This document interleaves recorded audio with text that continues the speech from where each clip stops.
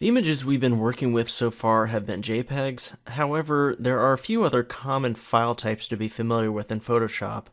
If I was to save this file that has two layers in it as a JPEG, Photoshop would flatten it so that there would be no layers in the JPEG when I open it later. JPEGs don't have layers, so to save a file's layer information, when we go to File, Save As, we definitely want to select the default PSD file under Save as Type. Also make sure Layers is checked. Then when we reopen the file later in Photoshop, all the layers will be there. JPEG differs from PSD in another way too. JPEG is a compression technology, so the files are much smaller than PSD files, but there is a risk of JPEG artifacting, particularly when you open and close a JPEG file many times.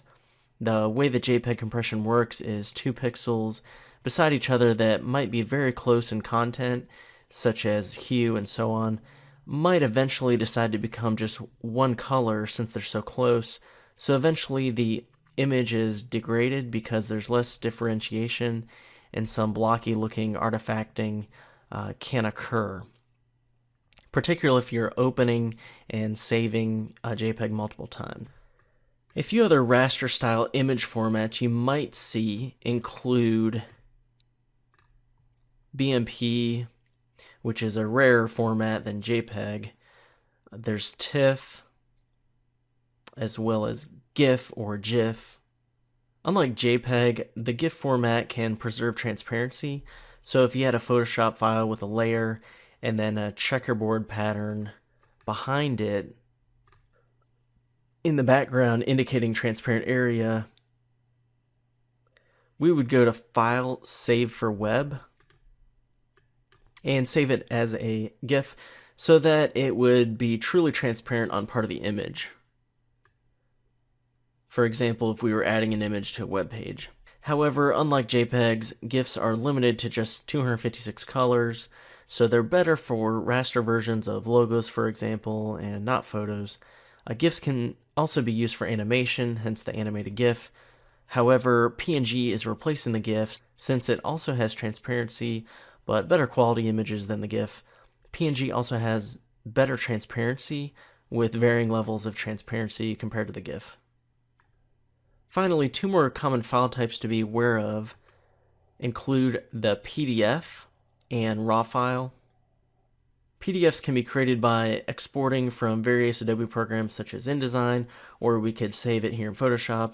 It's meant more for documents such as letters, brochures, magazine advertisements, and can be helpful when the sender and the receiver of a file don't have Word or another common program to open documents, so both parties can open PDFs since the Adobe Reader is free.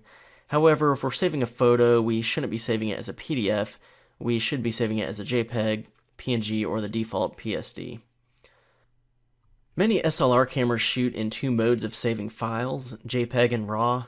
I go over RAW files more in detail in another course, but basically RAW files do not consist of any compressed information, unlike JPEGs, so they are larger files. They'll need to take a little bit longer to record in a camera's CF card, but they allow for a lot more post-production editing since no preset adjustments or compression is done to the file in the camera. Those are common and popular file types to be aware of in Photoshop.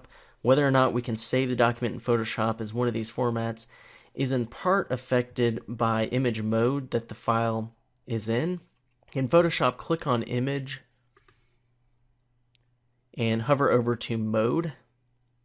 And for our purposes here, we need to be familiar with RGB and CMYK. RGB stands for red, green, blue, and is primarily meant for use in files to be displayed on the screen. CMYK stands for cyan, magenta, yellow, key, or black, and it is meant for print production. Some printers will require the photo files to be saved in CMYK format, but many printers today will accept RGB mode as well, particularly with digital printing. In the next lecture, we'll go over cropping and resizing images in Photoshop.